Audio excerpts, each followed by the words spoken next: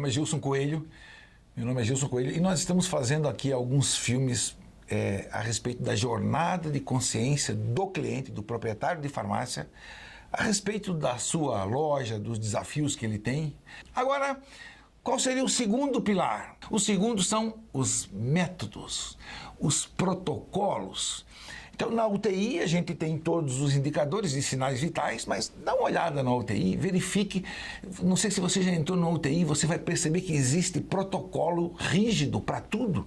Tudo é anotado, tudo é observado, os sinais vitais, eles estão presentes ali em todos os sentidos, né? As pessoas observam, escutam, tem luzinha acesa o tempo todo. Às vezes o médico está conversando com você, mas ele está ouvindo o sinal de um outro quarto, de uma outra sala que está ao lado.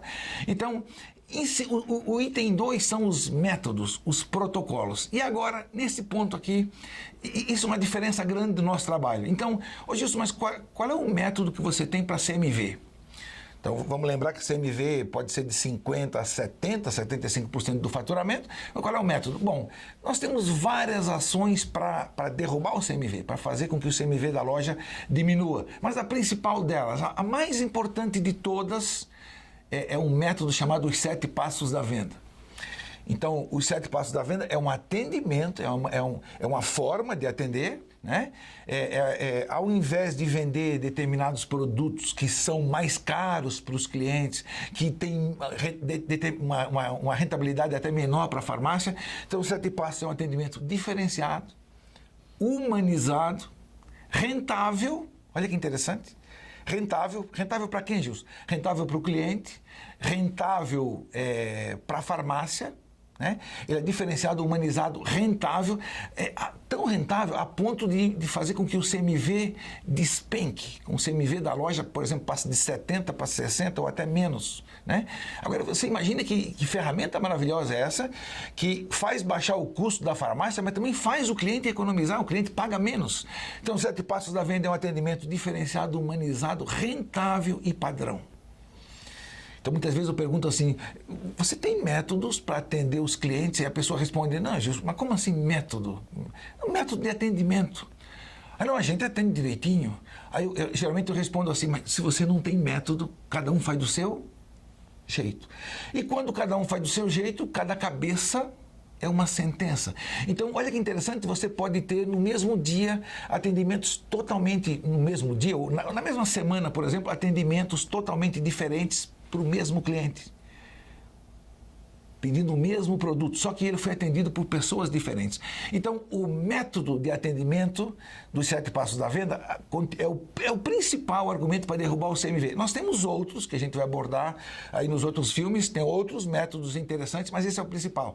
E agora, pensando no ticket médio, o ticket médio é importante, é um dos componentes para aumentar faturamento. Pois é, mas como é que você faz para aumentar o ticket médio? Bom, nós temos métodos, nós temos o método das correntes, que é como a gente fala normalmente a venda agregada, né?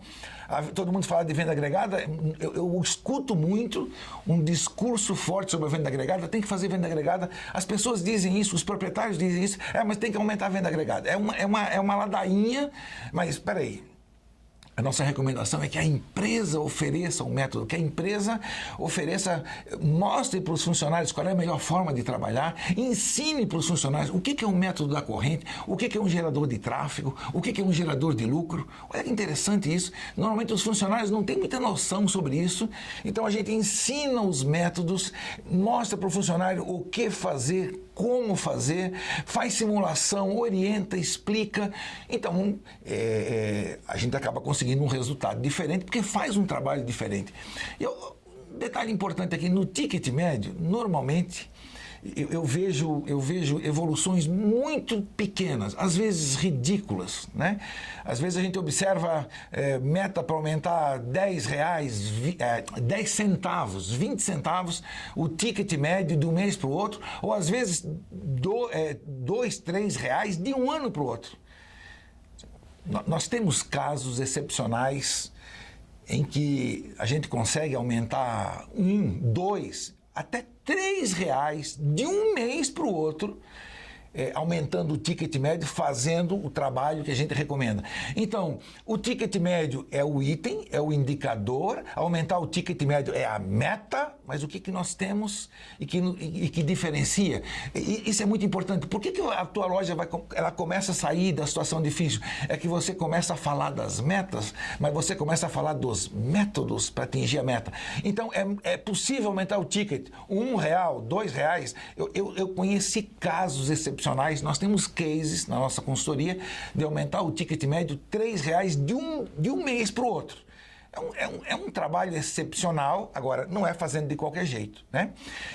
O outro item que eu falei que é muito importante também, quantidade de clientes. Aqui nós temos uma mensuração muito interessante. Como é que está a quantidade? Por exemplo, geralmente quando a gente começa a fazer a consultoria, a gente percebe que não existe esse monitoramento mensal a respeito da quantidade de clientes. Então, se está perdendo, pois estamos perdendo. Estamos perdendo para quem? Estamos perdendo por quê? Aí tem toda uma análise, né?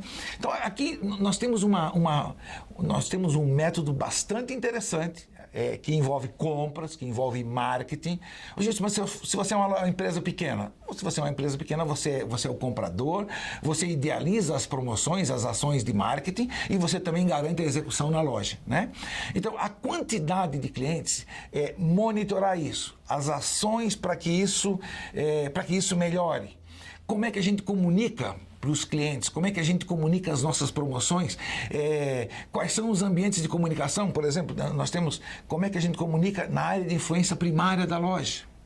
Como é que se comunica isso hoje em dia? Antigamente era só com rádio, tabloide. Hoje nós temos outras alternativas. Hoje a gente tem redes sociais. Normalmente, eu estou falando agora de temas que o proprietário, às vezes, ele não domina isso, né?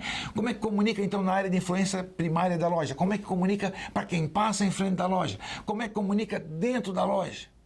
Então, você não tem ideia. Eu tenho encontrado, por exemplo, outro dia eu encontrei uma pessoa, uma cliente. Ela falou: Gilson, nós temos o menor preço de tintura da cidade. Eu falei: que bacana, parabéns. Eu pedi licença para ela, para a proprietária, e fui dar uma olhada na loja. Realmente o preço da tintura dela era muito barato, mas eu perguntei para os funcionários: vocês comunicaram alguma coisa na cidade? Tem algum? Os clientes foram informados desse preço tão baixo?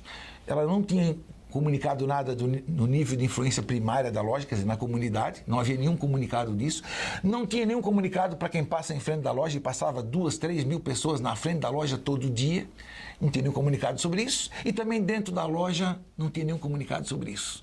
Então, a quantidade de clientes que vem na loja é muito interessante fazer um estudo, fazer uma análise. Normalmente a pessoa comete todos os erros. Eu encontrei, aqui perto de Curitiba, uma pessoa que disse assim para mim: Gilson, o nosso leite é R$6 mais barato que o supermercado. Eu falei: mas que interessante isso, eu nunca vi na minha vida uma farmácia que tivesse o preço do leite tão barato assim, é R$6, comprovado isso. A gente vem fazendo pesquisa, eu falei: que legal, dá licença. Aí nessa hora eu peço licença e vou dar uma olhada, né? Fui dar uma olhada na loja. Primeiro perguntei: fizemos algum comunicado? A comunidade sabe que o nosso leite é tão barato? Não fizemos nada.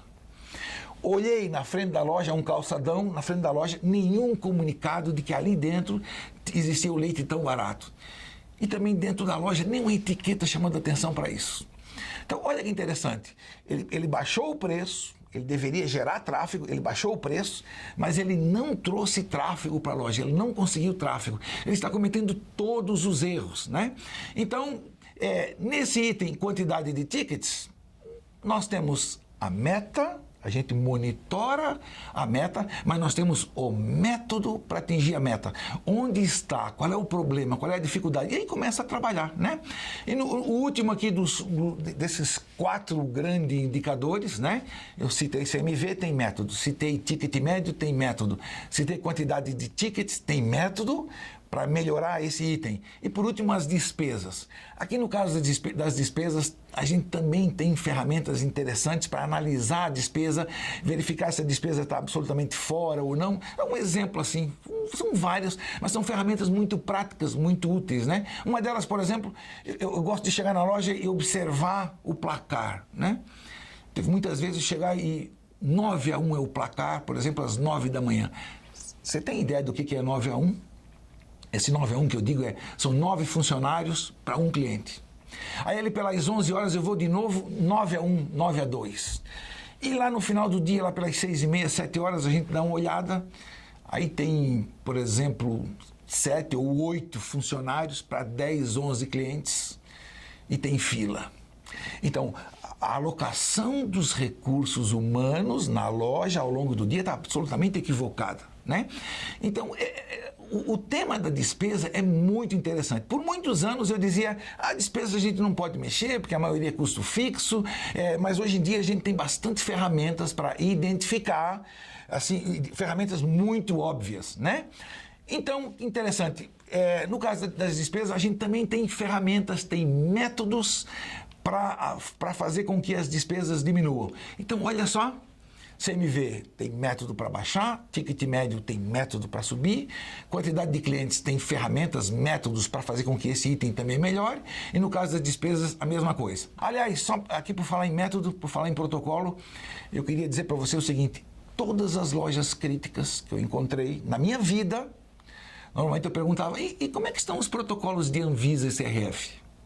E olha que interessante, geralmente a pessoa diz, tudo tranquilo, Gilson, tudo bem, nenhum problema, não temos nenhum problema. Olha que interessante isso, reflita um pouquinho comigo sobre isso. É importante que esteja tudo bem, é muito importante que esteja nota 10, os protocolos de Anvisa e CRF, mas olha que interessante, todo mundo tem. E a loja, muitas vezes, era uma loja crítica, pode ser que vá fechar amanhã, pode ser que ela quebre amanhã. Todo mundo tem, mas isso não é diferencial. Eu queria que você prestasse muita atenção os protocolos que o Gilson Coelho defende. Os nossos protocolos são os protocolos de gestão. São os protocolos que vão ajudar a mudar os sinais vitais da loja, né? Engraçado, os nossos não são obrigatórios, né? Os nossos protocolos são para aqueles proprietários que percebem, que têm um insight, que têm a visão. Mas, homem de Deus, isso é importante, isso é muito importante.